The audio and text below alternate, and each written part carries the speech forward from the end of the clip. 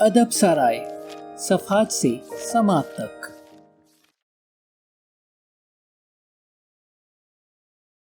اب تک کے ساتھ اور تعاون کا شکریہ، مزید تعاون کے منتظر۔ ادب سرائے آگ کا دریا پارٹ 7۔ گوتم نیلمبر کی کٹیا میں ایک شام حسب معمول محفل سجی ہوئی تھی۔ اکھلیش نے، جو کہ نیا تکشیلا سے لوٹ کر آیا تھا، ایک نئے نام کا ذکر کیا، وشنو گپت۔ نیتی پر اس کے وچار بھی سننے کے قابل ہیں۔ تکشیلا میں تو اس نے اپنی ذہانت کی دھوم مچا رکھی تھی۔ میں نے سنا ہے کہ وہ آج کل قسم پورا کے دربار میں موجود ہے۔ تم کائے کرتے رہتے ہو؟ گوتم نے اکھلیش سے پوچھا۔ میں نے ایک نئی مورتی شروع کی ہے، کسی روز شہر آؤ تو دکھلاؤں۔ تم شیلاکاروں کی منڈلی میں شامل ہو گئے ہو؟ کیوں شتریوں کا نام ڈبوتے ہو؟ گوتم نے اسے چڑھاتے ہوئے کہا۔ تکشیلا سے لوٹ کر بہت دن ہاتھ پر ہاتھ دھرے بیٹھا رہا، کوئی جنگ ہی شروع نہیں ہوئی، کیا کرتا؟ اکھلیش نے ہنس کر جواب دیا۔ جنگ؟ وملیشور، جو کہ ایک کونے میں بیٹھا ایک افیمی سے شاعر سے زبردستی اس کی نظم سن رہا تھا، کان کھڑے کر کے بولا، تم کو قسم پورا کی تازہ خبریں معلوم ہیں؟ سب اپنی اپنی باتیں چھوڑ کر اس کی طرف متوجہ ہو گئے۔ دھنانند جوال مکھی کے منہ پر بیٹھا ہے۔ وہ کہتا ہے اتنی بڑی فوج کا خرچہ دیس کو اٹھانا پڑ رہا ہے۔ پھر جوگیشور نے مڑ کر کہا، یہ شراوستی میں واقعہ نویس تھا۔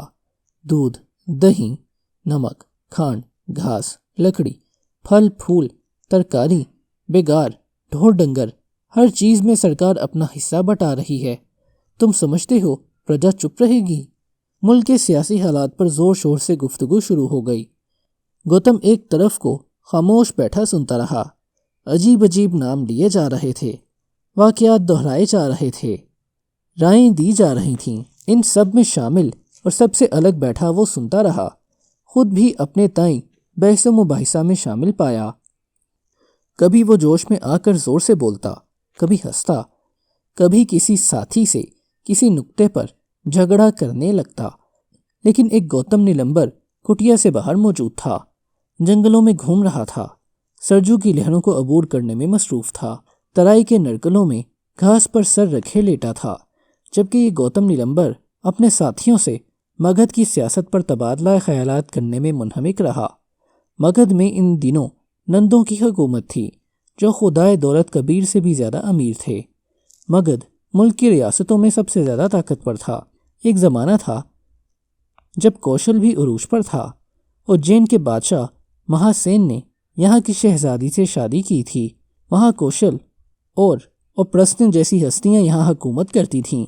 عہد عتیق میں جب ایودھیا اس سارے دیس کی راجدھانی تھی، اس کے سورما شہزادے دور دور دکن اور لنکا تک مہمیں سر کرنے جاتے تھے۔ ایودھیا کے شاہی خاندان کی ایک شاخ نے شراوستی میں اپنا راج قائم کرنے کے بعد شاکیہ اور کاشی کا علاقہ بھی اپنی سلطنت میں شامل کر لیا تھا۔ پھر ایک وقت ایسا آیا جب اتر کوشل کی طاقت کی ٹکر جنوبی مگدھ سے ہوئی۔ مگدھ والے ہمیشہ سے کوئی نہ کوئی گڑبڑ پھیلاتے آئے تھے۔ یہاں کا ایک راجا جراسندھ جنگ عظیم میں شری کرشن اور ان کے ساتھیوں کے خلاف لڑا تھا اور بھیم کے ہاتھوں سے مارا گیا تھا۔ پرستان کا ایسا شہر گریوج اس کا پایا تخت تھا، اور وہ راجا ایسا زور آور تھا، مہابھارت میں لکھا تھا کہ بھوج ہنس کے 18 حکمران اس کے رعب سے اتر پچھم بھاگ گئے تھے۔ کریوش کے قلعہ میں سینکڑوں بادشاہ اس نے قید کر رکھے تھے، جس طرح پہاڑوں کے غار میں شیر ہاتھیوں کو قید کرتے ہیں، اور انہیں شری کرشن دیو کے پتر نے آ کر آزاد کیا تھا۔ اسی جراسندھ کے باپ راجا برادھیرتھ نے تخت و تاج اس کے حوالے کر کے غور و فکر کی زندگی گزارنے کے لیے اپنی دونوں رانیوں کے ہمراہ بن کی راہ لی تھی، اور بنوں میں جا کر فلسفی ساکیانہ کا چیلا بن گیا تھا۔ یہی وجہ ہے کہ کتابوں میں لکھا ہے کہ رشیوں کے گھر میں راکشس جنم لیں گے۔ مگر جنگ عظیم سے بہت پہلے اسی علاقے کی شمالی ریاست متھلا پوری کی راج دولاری ایودھیا کے شہزادے سے بیاہ کر آئی تھی۔ کوشل دیس کی اس بہو کا نام سیتا تھا۔ کوشل دیس کی اس بہو کا نام سیتا تھا۔ ویدوں کے عہد سے لے کر اب تک مگدھ پوری طرح سے برہمنوں کے اثر میں کبھی نہ آیا تھا۔ یہاں کی آبادی ہمیشہ مخلوط رہی۔ ان کی اونچی ذاتوں کو بھی باہر والوں نے کبھی خاص نہ سمجھا تھا، اور مگدھ کے برہمن اور شتری بھی کوشل دیس والوں کی نظروں میں حقیر تھے۔ پچھلی دونوں صدیوں میں شیش ناگ خاندان کی مگدھ پر حکومت رہی۔ اس خاندان کے بادشاہ بھیم بسیار کے عہد میں شہزادہ مہاویر اور شہزادہ سدھارتھ نے اپنے فلسفوں کا پرچار کیا تھا۔ زندگی کی ندی پر پل بنانے والا 24واں مہاویر، جو ویشالی کے کند گرام میں پیدا ہوا، اہنسا کی تلقین کرتا سارے دیس میں گھوما اور پھر 2 رنگا کے جنگلوں کی طرف نکل گیا۔ کپل وستی کے لمبنی گرام میں پیدا ہونے والا سدھارتھ، جو کہ گری ورش کی سبز پہاڑیوں پر چلا، نرنجن ندی میں نہایا، پیپل کے درخت کے سائے میں جسے گیان حاصل ہوا۔ شراوستی اور کاشی کے باغوں میں جہاں ہرن کلیاں بھرتے تھے، اس نے واز کہے، اور جو کوسی نگر میں مرا۔ بھیم بسیار کے زمانے میں یہ دونوں آئے تھے۔ اس کی راجدھانی کا نام گری ورش تھا۔ اس کے چاروں اور سرسبز پہاڑیاں تھیں اور خوبصورت دریا، اور اس کی سرزمین شاداب تھی، اور سونا بہا کر لانے والی سون ندی اس میں بہتی تھی۔ کوشلیہ دیوی، شراوستی کی شہزادی، مہاراجہ پرسین جیت کی بہن، بھیم بسیار کی ملکہ نے گری ورش کے اتار میں راج گھیرا باد کیا، لیکن اس کے بیٹے اجات شترو نے اپنے باپ کو فاقے دے دے کر مار ڈالا اور خود سنگھاسن پر جا بیٹھا۔ رانی نے اپنے شوہر کے غم میں رو رو کر جان دے دی۔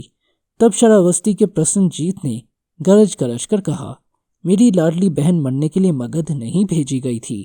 اتر کی جمہوریتیں کاشی کوشل کے ساتھ بنی، اور کوسی نگر اور ویشالی اور شراوستی مگدھ کے مقابلے میں سفارا ہوئے۔ تب مگدھ کے وزراء نے ویشالی والوں کے حملوں کو روکنے کی خاطر پاٹلی گرام کی چھوٹی سی بستی کے چاروں اور ایک فصیل بنائی، مگر اجات شترو جیتا اور اپنے ماموں راجہ پرسنجیت کی بیٹی بیاہ کر لے گیا۔ اس کے پوتے ادے نے قسم پور آباد کیا۔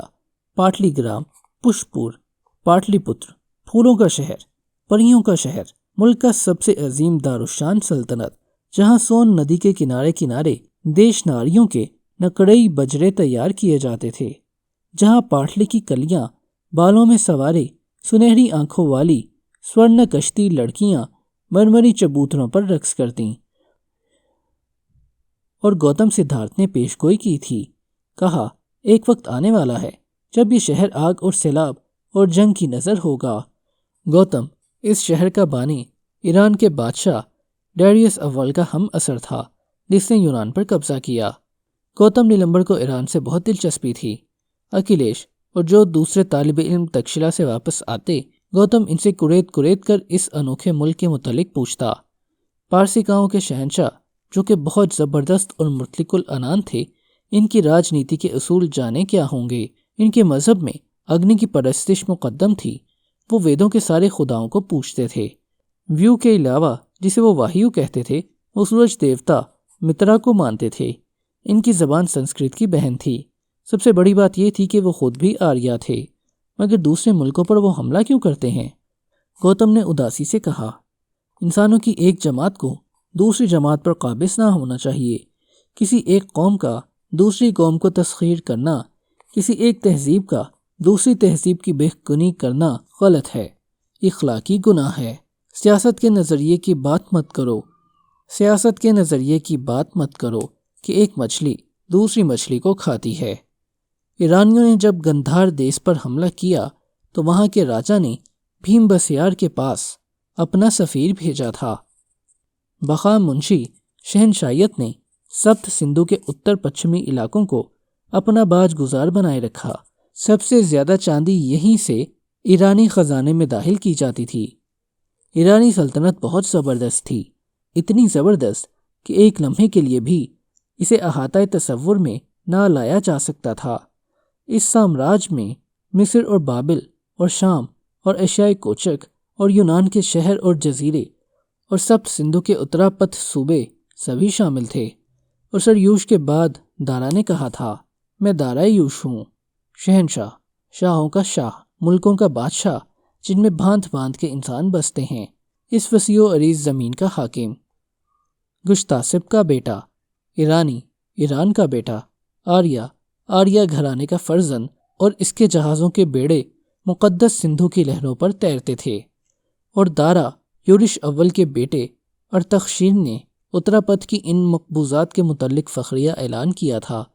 یہ علاقے جہاں دیو پوجے جاتے تھے، اہور مزدا کی خواہش کے مطابق میں نے ان میں دیویوں کے مندروں کی بنیادیں ہلا دیں۔ ادب سارائے